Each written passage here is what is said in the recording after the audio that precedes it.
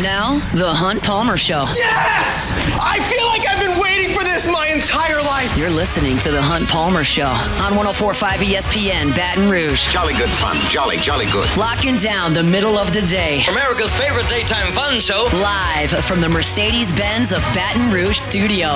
This is Hunt Palmer.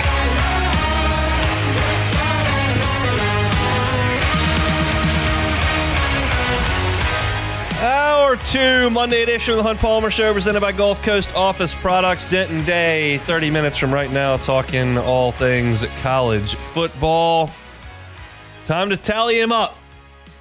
14 weeks of SEC action. I picked everyone I could, outside of the LSU games, against the spread. And we finally have our results. I was 50-53 entering the week. I needed to go 6-3 to get to 500. So, in an effort to do that, I broke the games down on Wednesday of last week, and I picked the opposite of every game because we were leaking oil. We were only 4-12 in our last 16 after firmly being above 500. Our high watermark of the year, we were 46-41. That is 5 games over 500. And it all fell apart. So we decided to do the opposite. We did. And after Friday, it looked pretty good. It looked good because we got home with Mississippi State plus 26. That was inexplicable. Easily. Then we got home with Georgia Tech plus 19.5. We should have won that game outright. They should have won that game outright. And we were looking good in the 2 Friday games. At that point, going into Saturday, we just needed to go 4-3 in 7 games. Yep. We had Vandy plus 10.5. Yeah, that did not work. It was close. They were up. They played really well the first half. They did, and then they got up. They got up what? They got up 14-0. 17. Yeah. I think 17 to nothing. Right. Yeah. Whew, and they were catching 10. Still didn't cover. That is really brutal. We had Clemson minus 2.5. They lost. We had Kentucky plus 4. Atrocious football team. No chance to cover there. Not good. We had Arkansas plus 3. They could not get home there in snowy and icy Missouri. We had Florida State plus 14.5, and we knew that wasn't going to work because they're awful, and that didn't cover either. We did get home with Alabama minus 11.5, and we got home with Texas minus 5.5, but that was not enough. Go 4-5 on the week for the season, 54-58. That is a failure. It is. And you know what? I'm going to take some responsibility for this myself. You should. I think that you really should. I am. Should reflect on that. Your influence was poor. It was. And I'm disappointed in myself. Last year, we finished 1 game over 500. This year, 4 games under. Yeah, I'm disappointed.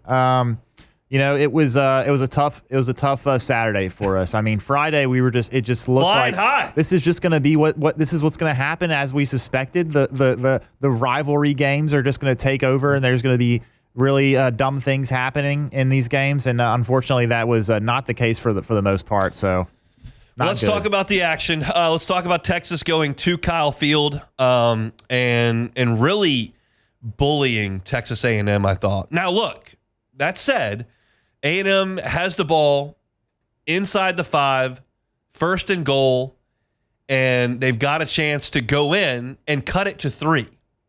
They're down, and instead, Texas stuffs them at the goal line 3 different times. And I cannot blame Mike Elko for the decision to go for it there. At that point, it felt like they had a restless crowd who was disappointed in the offense. All they had to show offensively was a pick 6, which is clearly their defense. And you've got to – I think you lose the crowd if you kick a field goal there. The field goal cuts it to 7, and you're within 1 score in the 4th quarter, but you haven't done anything on offense. So I think you've got a chance. You've got to punch it in there, and they just could not move Texas off the football. And I think the play call was questionable on the 4th down. I don't love trying to pull a guard and just leaving this huge lane for Texas to – they got tackled at the 4 on 4th and goal from inside the 1. Like, that's a failure on a lot of levels. But I did not hate the decision to go for that. It just did not pay off. And Texas really didn't have to do much after that. They just kind of were content to turn around and hand it off. And Wisner carried it 33 times for 186 in this game. And when you realize that Texas in this game runs for 243 yards, and you realize that that's a championship caliber team, we think, and that LSU couldn't run it at all and ran for like 20 yards on A&M, like that's just too big a margin. Like LSU was no match for A&M's front, and Texas just ran it right down their throat. Yeah, it was pretty surprising, but really the A&M defense, they haven't been great against the run. And they haven't been great for the last 3 games. Yeah, they haven't. Just after LSU, South Carolina pushed them around. Auburn went up and down the field, which makes not a lot of sense. And then Texas, while they didn't have a lot of points to show for it, I thought game control is that buzzword we like to use. They controlled the game for sure. They had 461 yards of offense. They were up 17-0. Yeah, and you finally get a pick 6 there that sparks the crowd. But A&M, that's got to be grossly disappointing for them to have positioned yourself where you did. You're in the top 10. You're the only unbeaten SEC team. You've beaten LSU. You destroyed Missouri.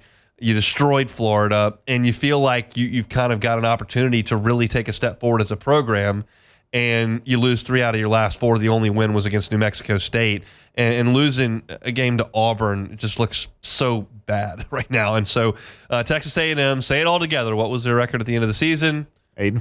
8-4. So that's jokes right themselves, I suppose. But a really nice win for Texas, and I think that's a team that you've got to really take seriously. They're going to be in the college football playoff, win or lose, on Saturday, and it's a team that I think can win it all. I said last week, like, what do we know about them? Their best win's Vanderbilt. That was a better win than Vanderbilt, and they certainly got the dudes. They've got a lot of NFL players, and that was an impressive win for them. Speaking of impressive wins, South Carolina going to Clemson and winning that game by 3. Awesome defensive work by South Carolina in that game to hold Clemson to 14 points.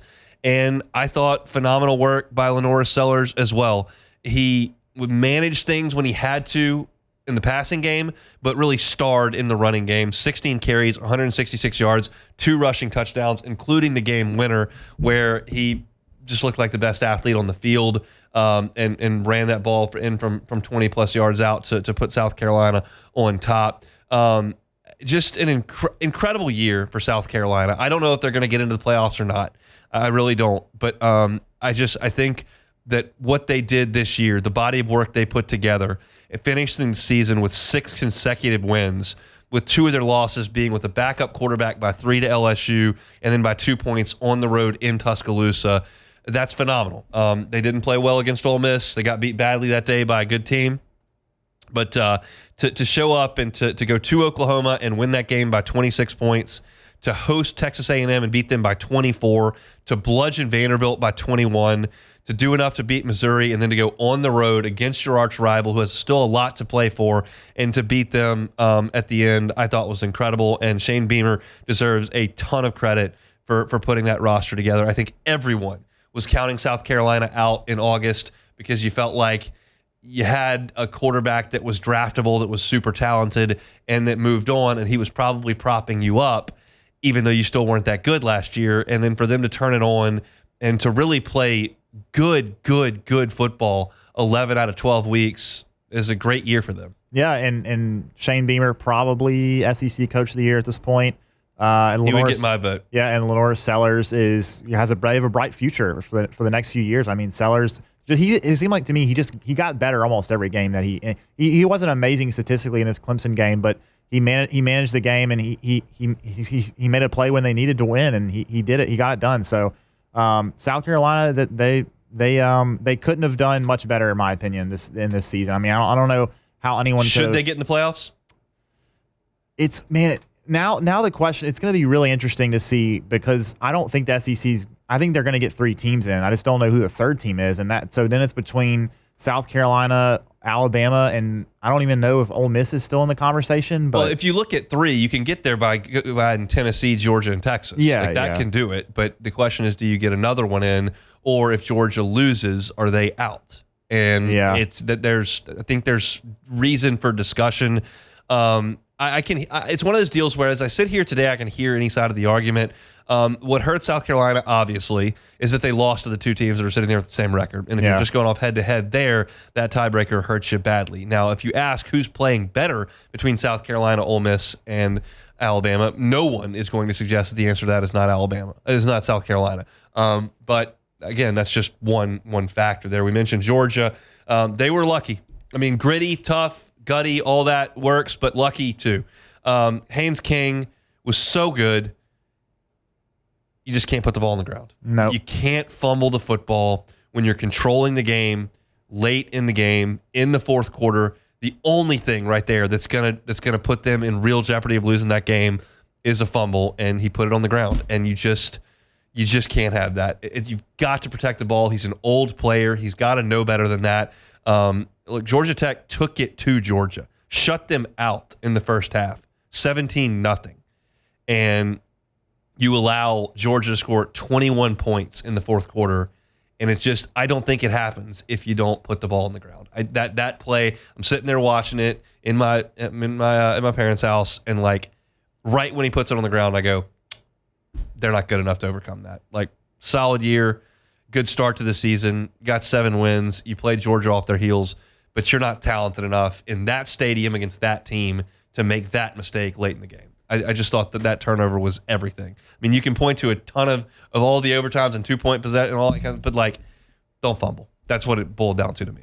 Yeah, I mean, he had a couple of turnovers in the game, and in Georgia Tech, he lost he had a couple of fumbles. They only lost one, but that I mean, he carried the ball 24 times for 110 yards. He threw for 303. He had an incredible game. He did everything he could do except take care of the ball. Yeah, and it's just that I think I agree with you there. When they have it there 27-20 and you go to overtime, it's just going to be so hard to overcome. And then, of course, it goes through 8 overtimes. I thought Georgia Tech should have gone for 2 the first time they could. It was in the second overtime. They should have gone for 2, but they didn't. And look, after the second overtime, it really gets a little bit fluky because it's just 2-point stuff. But you got a chance to go 2.5 yards to beat Georgia, and you're Georgia Tech. You need to do that, especially when you've got a quarterback who's running around. That's the difference for me when LSU had Jaden Daniels versus when they had Garrett Nussmeier. Like, I thought that LSU did a good job kicking the extra point in the game against, who was that against late in the season? They kicked an extra point to keep it tied, and I thought it was a great decision then, and it's a good decision, I thought, when you had Jaden Daniels to go for 2 against Alabama, because you have a quarterback that's just a nightmare on the edge. And I think when you got Haynes King and he's running around a little bit, I think it would have been best to try to go for 2 because that just puts a lot of pressure on the defense. But they didn't do it, and Georgia got out off the hook and got out alive. They just don't lose a lot of games in Athens, Georgia. So crazy game back on Friday night. Take a time out. We'll come back and react to the rest of the action in the Southeastern Conference. Still got to get to Denton Day coming up in 15 minutes. You're listening to The Hunt Palmer Show. The Hunt Palmer Show. Boudreaux's Electrical Services. Boudreaux'Electrical.com. Neil and Melissa have been running the show for 40 years down there in Napoleonville. Got a brand new location here in Gonzales as well. I'll give you those phone numbers coming up. But you got to give yourself the peace of mind of knowing that you can get that you're not going to be suffering during power outages. Power outages are going to happen down here in South Louisiana. We've got hurricanes, we've got ice storms, we got bad drivers, we've got summer thunderstorms. Just give yourself the peace of mind to know that you're not going to lose power. And you can do that with a Generac home standby generator from the folks at Boudreaux's Electrical. They've got more than 10 techs that can be out in the field servicing generators if they are to malfunction. Well, how do you know if they're malfunctioning? Well, you may not, but Boudreaux's Electrical will, because they monitor your generator 24/7 remotely. So if there's an issue, whether it's just a mechanical failure or if the kids are out in the front yard and somebody knocks into it and you never know, well, don't find out that it's malfunctioning when the power goes out and you're supposed to have it come on. Let Boudreaux's Electrical alert you, say, hey, we're coming out to fix it, so that you've got the peace of mind of knowing you're not losing power. Call them at 985-397-1562, 985-397-1562, or 225-300-9389. Again, that's 225-300-9389. It's Boudreaux's Electrical.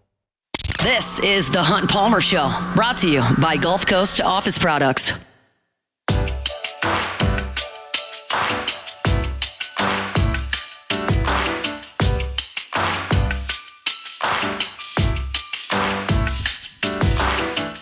Saw a little tweet fashion update for the SEC Championship game. Texas has elected to wear all white, so Georgia will be in red on Saturday as those two battle for the Southeastern Conference Championship and a bye in the college football playoff. Just a little note to pass along there. Kentucky will not be playing in the SEC Championship game in football this year, nor will they be in the college football playoff. That's because they lost their last 6 conference games, losing that's 6 out of 7 to finish the season. Louisville beat them at 41-14 in Lexington over the weekend. And it feels like to me, Beck, that this is broken beyond repair for Mark Stoops. Yeah. Because when you try to leave like he did to go to College Station and then something happens and you jump back in and then you lay an egg of this proportion where their offense completely broke. They scored 14 on Louisville, 14 on Texas, 18 on Tennessee, 10 on Auburn, 20 on Florida, 13 on Vanderbilt, 12 on Georgia, 6 on South Carolina. Like, they couldn't score multiple touchdowns in almost any SEC game. And then you post a record like they did this year where you win 4 games. They went 4-8. Like, you're just in that state with that program, you've won, not shown you can adapt to this era of college football, and 2, you now have to go knock on the donors' doors for more money, and they're going to come back and say, okay, 1, you tried to leave. 2, you did a terrible job coaching this year. 3, we got a new basketball coach who's asking for money, and we're probably going to give him some.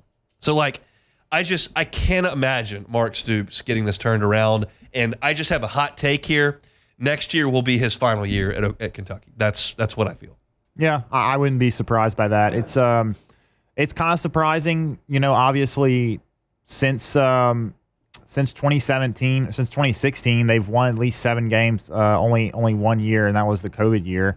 So it's pretty surprising to see what happened this year, but next year they're at South Carolina, at Georgia, at Auburn, and then they have Florida and Tennessee and Ole Miss coming to them. Plus, you're at Louisville, and then you got Texas coming to you. It's just, that's not going to be tenable. I can't imagine that he's going to be able to fundraise the way he needs to. I can't imagine that he's going to be able to win games in this ridiculous conference. I think he had his day in the sun when Tennessee was trying to figure it out and Florida was trying to figure it out and South Carolina was down. Like, you had an SEC East that outside of Georgia wasn't really humming, and then by the time Tennessee's figured it out, South Carolina's had a great year this year. Even Vanderbilt's punching up this year and beat you in Lexington. So it's just, I don't believe that Mark Stoops will be able to figure this out, and I think that he will be the next SEC head coach that is let go. It could be Sam Pittman. They gave him the vote of confidence today. Sad for Sam Pittman. He's coaching in the booth because his hip hurts so bad. He had to have replacement, I think, tomorrow. But they're going to bring him back. But I think that Kentucky's disenchantment with Mark Stoops is going to continue a little bit further. And I can't imagine him sticking this out. Speaking of Arkansas, Missouri beats them 28-21. In just what looked like despicable conditions up there in Missouri. I was freezing in Tiger Stadium in the 40s. I can't imagine what that was like up there in Missouri. But Arkansas looked good early. They were tied 7-7 at halftime. They went to the fourth quarter leading 14-10, but they got outscored 18-7 in the fourth quarter. And Missouri kind of rallied the troops this year. I think they were a trendy playoff pick early, and things didn't look good early because you barely eked by Boston College and Vanderbilt, and then you got annihilated against Texas A&M. But they did enough to beat Florida, and after they got embarrassed by Alabama with a backup quarterback, they win 3 of their last 4 league games, and the one loss was a tough game against South Carolina. So to me, even though it was the bottom teams in the conference they were playing, they rallied the troops a little bit for Eli Drinkwitz, but now you got to move on with life without Brady Cook, and Luther Burden just announced that he's heading to the NFL. So I'm not a big buyer in Missouri stock. Wasn't before the season. I'm not now, but still impressive finish to the season for them. Yeah, it is. And again, their schedule next year will not be too bad. It will be somewhat manageable. I mean, they will play A&M at home. They'll play Alabama at home, and they will play South Carolina at home, which were all losses, and that gives them a little bit of a better chance, I think. But they're still going to play State. They're going to play Arkansas. They're going to play Vanderbilt, who probably will be down after losing Diego Pavia. And other than that, I mean, I'm not going to say they're going to win 9 games again next year, but I think Eli Drinkwitz is got that team rolling pretty solidly, and he may be able to continue to build after a pretty good year this year. Report out that DJ Lagway not going to enter the transfer portal. He will remain at Florida, so that's kind of the linchpin of the Napier area and keeping it together. They just kind of smothered a terrible Florida State team back on Saturday. Florida State, one of the worst offenses we've ever seen, and it didn't show up on Saturday. They only scored 11 points in that game, and Florida beats them in Tallahassee. What do you make of all these fights after games? The flag. Everybody's trying to plant the flag. Everybody's got to plant their flag at midfield for some reason, and it's just causing all these problems. I mean, Billy Napier tried to go shake Mike Norvell's hand, and Mike Norvell pointed, hey, your guys are trying to plant a flag. Maybe you should go handle that.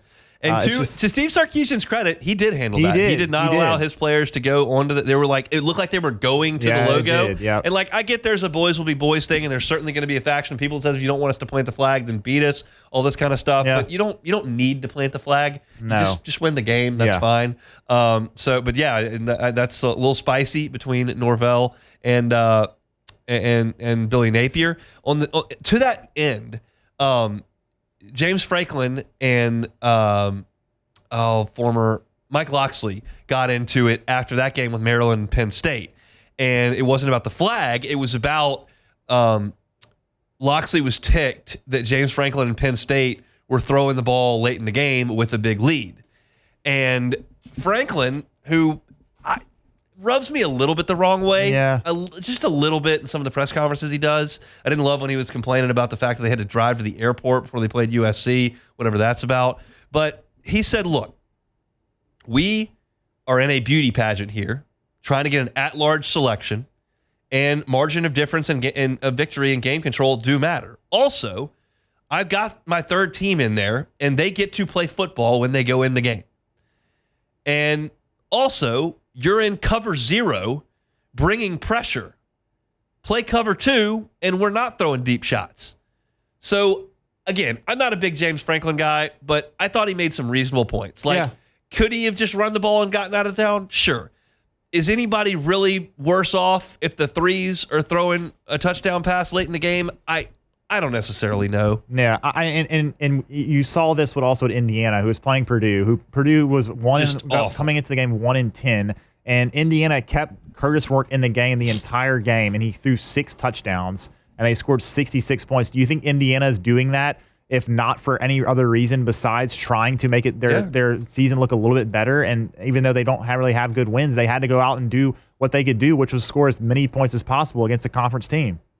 Yeah, I mean, you've got when they took Aller out, and talking about Penn State now, they put in their backup. He threw 3 passes. Yeah, the game, it was 44-7, and Penn State scored 2 touchdowns in the fourth quarter.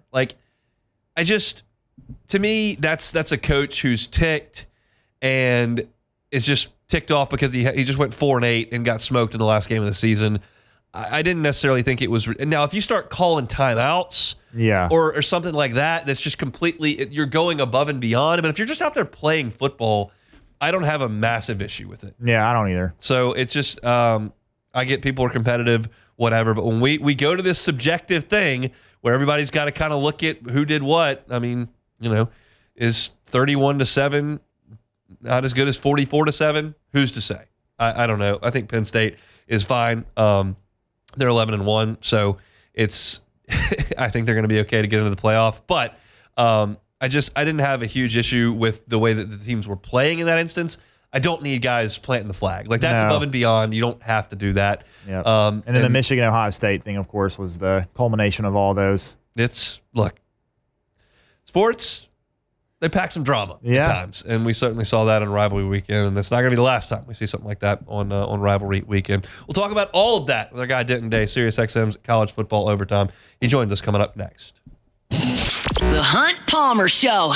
Audio Video Security Solutions, avssla.com is the website. If you've got an outdoor area and you'd like to enhance it with some video, some television, or audio speakers, do that with the folks at Audio Video Security Solutions. It would be a great gift the Christmas season to have that installed at your home. Mitchell Fisher and his team, happy to help you. And when I give you this phone number, it's not like some office in Atlanta that you've got to get through a recording. This is Mitchell Fisher, the owner of the company's cell phone right here in Baton Rouge. 225-439-7920. 225-439-7920. You directly call the owner of the company, Mitchell Fisher, and he's your point person as you start this process. They can help you with your audio, with the speakers like they've done in my house. They can mount your television or install your television like they've done in my house. And they can handle your security as well. But they love doing work on those outdoor areas. And for us, this time of year is maybe our best outdoor time because the weather's generally pretty nice. So call the folks at Audio Video Security Solutions and get it all set up today. Audio Video Security Solutions online, avssla.com. This is the Hunt Palmer Show, brought to you by Gulf Coast Office Products.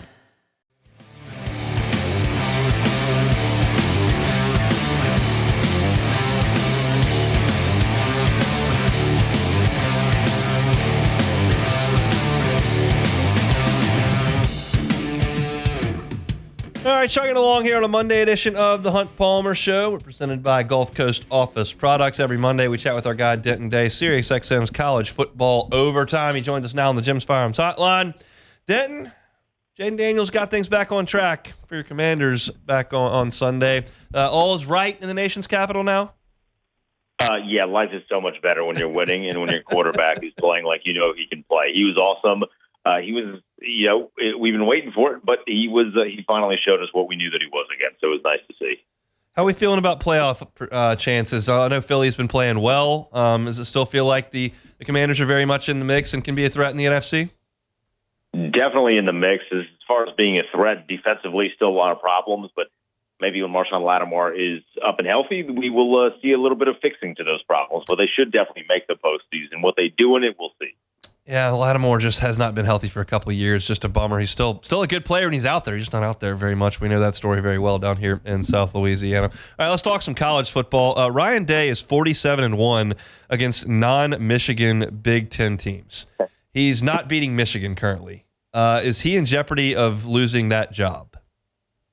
I think it depends on what happens tomorrow night with the college football playoff, and then eventually when the final 12 are laid out. Losing to Michigan is never good. This was as bad of a loss as you are going to find.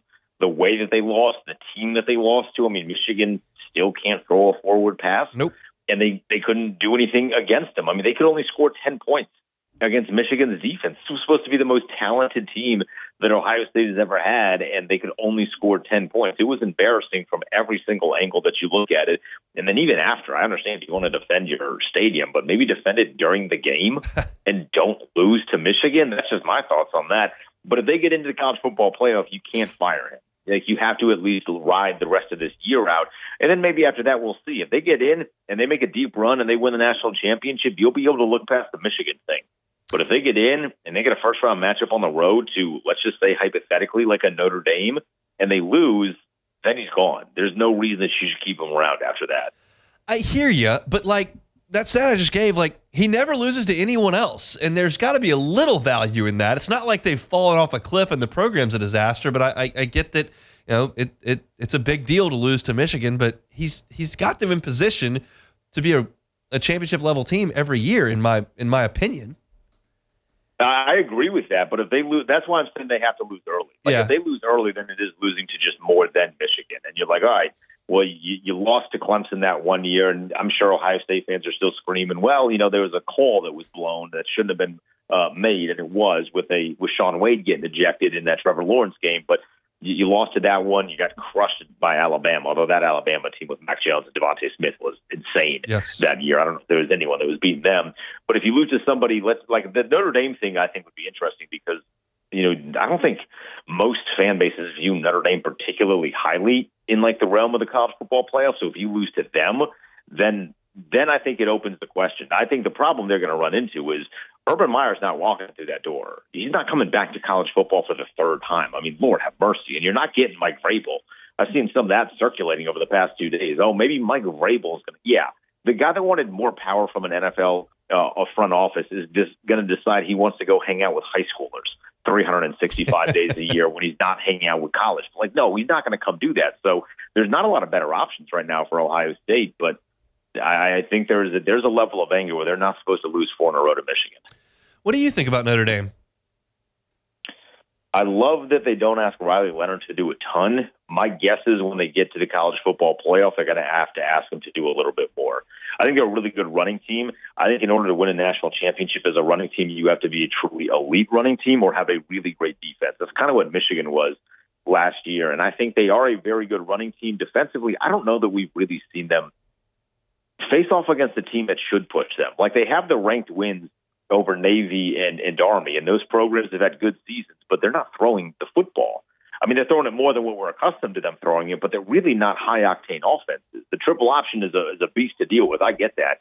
But I want to see what their defense is like against teams that have legitimate talent on the offensive side of the ball. So I'm optimistic about them. Maybe I shouldn't be because we know the history of the program. I almost bet them 10-1 today. I have to be honest. I almost bet them that way.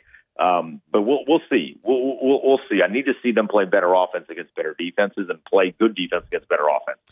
I don't know if Texas played great offense on Saturday, but they didn't have to win the game, scoring 17 points. What'd you learn about the Longhorns on Kyle Field?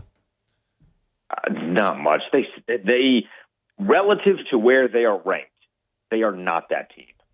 They offensively have left me with so much to be desired this year. And whether it's Quinn, Arch, whoever, it really feels like they're wasting a prime Steve Sarkisian play calling year because he is awesome. I think he does a sensational job, but they just haven't been able to execute at the level that I think they're going to need to. You know, we talk about potential upsets once the 12 are revealed.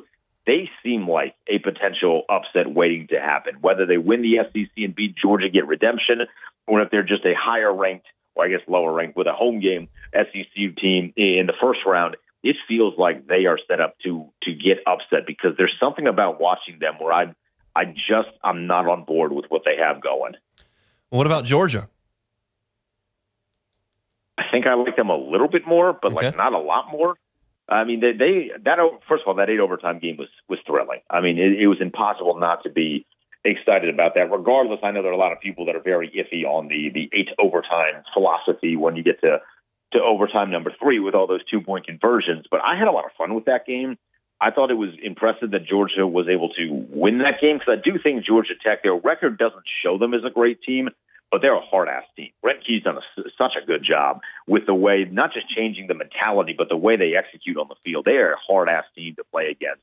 I just don't think them offensively is very similar to Texas, not that impressive. I think they're better running the football when they can actually run the football. It just seems like they have struggles in terms of running it consistently. So I don't love Georgia, but I think I trust Kirby Smart more than most people in college football right now, so that gives them a little bit of an edge. So is Oregon where your heart lays now? I mean, you're not sold on Notre Dame, you're not sold on Texas, you're not sold on Georgia. I would imagine that Oregon's got to be next up. Yeah, I mean, right now Oregon is where I would put my money at. I mean, if you asked me this 4 days ago, it would have been Ohio State, and then they went and got rocked up by Michigan. But I think Oregon right now seems to be playing the best. I just hope that Dan Lanning doesn't get too in his head with being aggressive in the late stages of a close game. You know, he's done that before.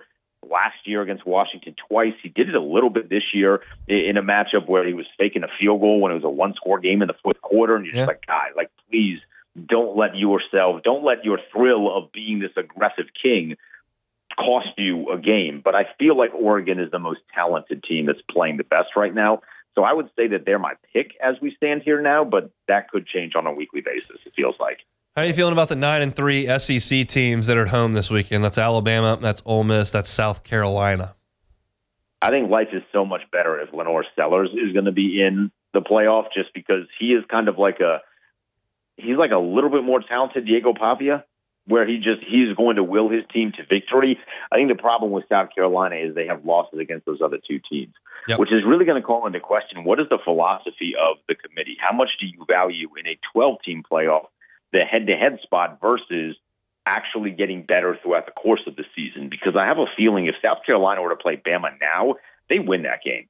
But they didn't win that game because Lenore Sellers missed a throw that was there to force it to overtime. So it's one of those things. I think Ole Miss probably has the actual best resume to get in there, but I'm, personally very, very annoyed that Lane Kiffin is going to Twitter to vouch for his team. I just find that to be very annoying. I think he should be above that. Although, why would Lane Kiffin be above anything? Maybe that's on me. Yeah, Lane's not above anything. He's not. But it's so annoying. I'm like, oh my God, did you do this in the notes app? Are you serious, bro? Like, did you do this? Did the intern do this? Oh, it's so annoying. But they are probably the team that has the most logical path to get in, outside of the fact that Bama is Bama. But Ole Miss, I would say, is better than Bama. So my guess is if one of those three teams gets in, it will be Ole Miss. But I would love it to be South Carolina. You got a quick thought on LSU? 8-4 in Brian Kelly's third year. They beat Vanderbilt and Oklahoma to finish the season. Kind of overarching thoughts on that? I think they need to. They did some good stuff. They just need to put together an entire season, and Kelly got to get in the recruiting. Like you have to get talent. You got to get a quarterback that can make plays with his arm and his leg. I thought Garrett Nussmeier showed a lot of good stuff this year, but it was very clear in close games he was not going to be a run threat. You got to get a guy that can make plays with his legs. I thought defensively they were better this year than they were last year. It would have been hard to be worse because they made their quarterback play Superman every single week. Yep. I don't think that LSU fans should be drastically overreacting. I do think LSU will be at the top of the SEC in a year or two, but I can understand why people in Baton Rouge should be very frustrated with how this year played out. We'll see. Got to get in the transfer portal and sign a really good class coming up here in a couple of days. Denton, we appreciate some time, man. We'll talk next week. I appreciate it as always, man. Thank you. Denton Day, Sirius XM College Football Overtime. He's with us each and every Monday talking CFB. All right, we'll come back and close things out with a little take it or leave it on the Hunt Palmer Show. The Hunt Palmer Show. Genesis of Baton Rouge, genesisofbatonrouge.com. When you think Genesis, you should think luxury. It's a luxury brand of vehicles. When you think luxury, don't immediately just assume everything's too expensive. Genesis is a luxury brand at a reasonable price. And they also offer some incredible, incredible specials to buyers. Talking about a 10-year, 100,000-mile warranty. You're talking 3 years complimentary maintenance, valet maintenance. So if you're talking about air filters, oil changes, wiper fluid, all that, they can handle that complimentary for 3 years. That's just part of being a Genesis driver. You don't see a ton of Genesis on the road. They're fairly new to the game here and new in that location, Airline and PQ. So maybe you haven't been by. I highly recommend you go check it out. Just get behind the wheel. Let one of their brand ambassadors show you that experience that is driving a Genesis. Every car that's on the lot on Airline and PQ across from Women's Hospital is online at genesisofbatonrouge.com, genesisofbatonrouge.com.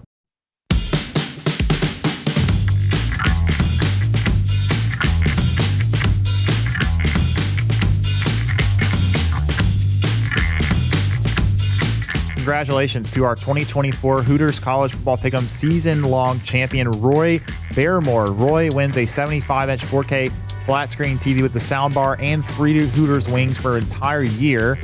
Also, congratulations to our Week 14 winner, Beatsy Plaisance from Prairieville. Beatsy wins a Hooters wing party for 10 people. Coming soon, it's the Hooters College Bowl Pick'em contest with 104.5 ESPN Baton Rouge.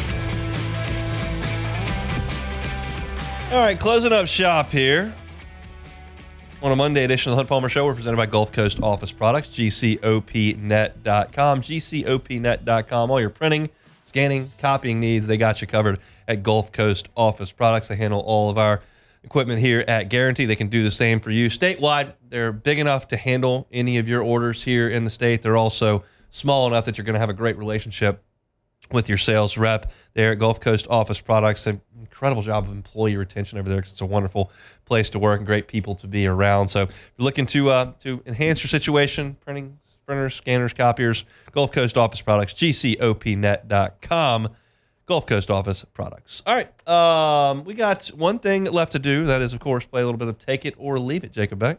Alrighty, first one here. As we talked about a little bit, but or in the last segment before last, but planting your team's flag at midfield, take it or leave it. I'm gonna leave it. I don't need that. I'm not too big a fuddy-duddy on like celebrations and taunting and all that. Like I like a little bit of fun and a little bit of intensity. I think rivalries are really good for sports, but that's just not a necessary thing, and it's just so likely to trigger a fight because if someone sees that, it's going to irritate them and they're going to take a shot. And we saw that far too often over the weekend. So I think we gotta put a stop to that. They're fining people for everything at this point. I think that's probably something they can look at in this situation as well, because it's creating copycat behavior.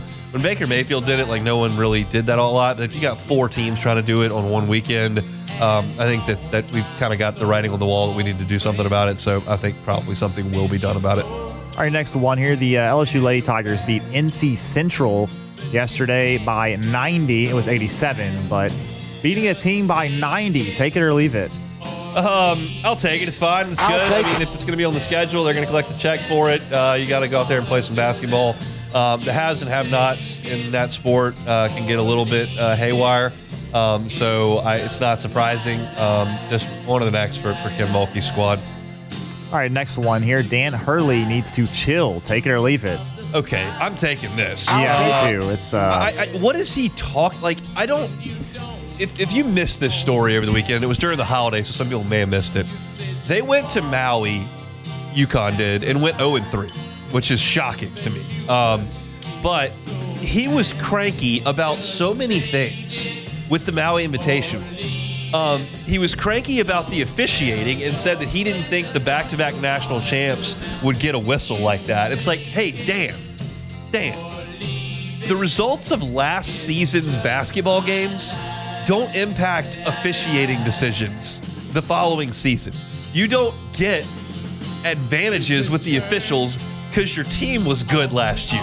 The rules are the rules. We're just going to play basketball. So this is not about any respect you need for the whistle. So that was ridiculous. Then he says that he will never play in a multi-team event again as long as he's the head coach at UConn. Well, that's really painting yourself into a corner because you lost 3 games in Maui. Like, that's a great experience for young men to be able to fly to Hawaii, play in that famous tournament, get some experience. The losses aren't going to come back and hurt you. It's UConn. So these exist every single year. And you're going to deprive your program's kids from going to Maui or going to the Bahamas or going to Atlantis or playing in Madison Square Garden or wherever UConn is headed next because you got cranky over 3 days in Hawaii? By the way, you lost that first game against Memphis because of yourself. You got a technical foul at the end of the game and gave Memphis free throws, and they turn around and win that game overtime. So you can blame yourself for that one. The ego and the arrogance and all this, like, he's the face of college basketball. Krzyzewski's gone. Roy Williams is gone. He's won 2 national championships in a row. There's no Jim Calhoun. There's no Jim Boeheim.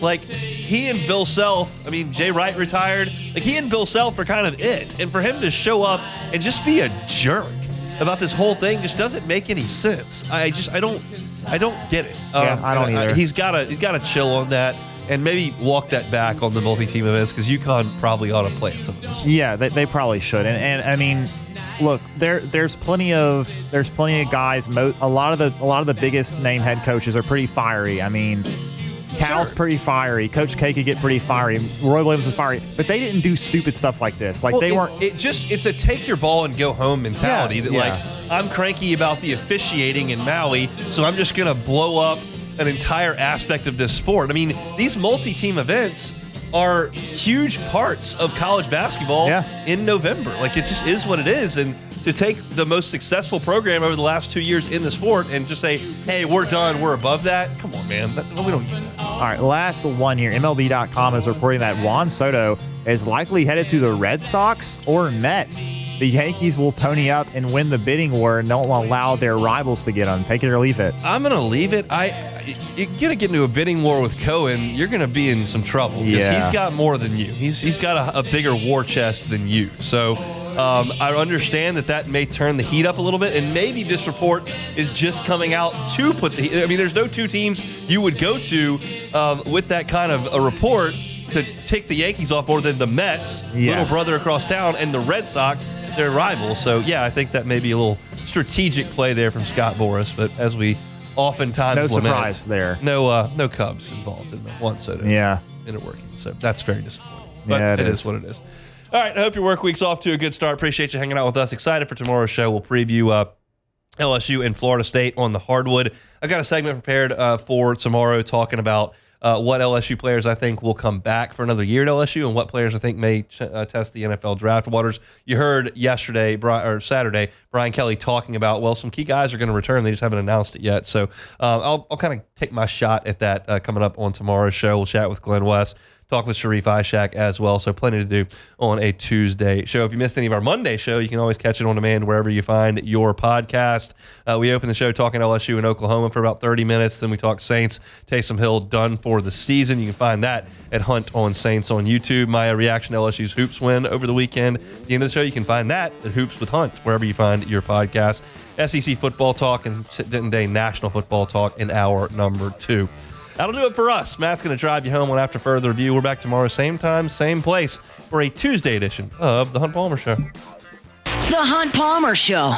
LeBears Baton Rouge. Got to make LeBears Baton Rouge your game day headquarters this season. You can watch all the games on their giant TVs that play multiple games. Fantastic setup there. They've got group seating with the tables. They've got individual seating. They got a great wait staff, drink specials, great food as well. You can tackle the area's best game day food and beverages with all your friends. Get in on the football action, get in on the basketball action this winter with Penn Play and ESPN Bet. Penn's online sportsbook now live in Louisiana. You can score big this season with LeBears Baton Rouge however you want to play. Must be 21 years or older. If you've got a gambling problem, you can call 1-800-522-4700. It's LeBears Baton Rouge and ESPN Bet. Always invite you to download that Penn Play app right there on your smartphone or smart device. It's an easy way to place your wagers or get on by ESPN Bet. Inside LeBears Baton Rouge, right here in the capital city of Baton Rouge. It's ESPN Bet.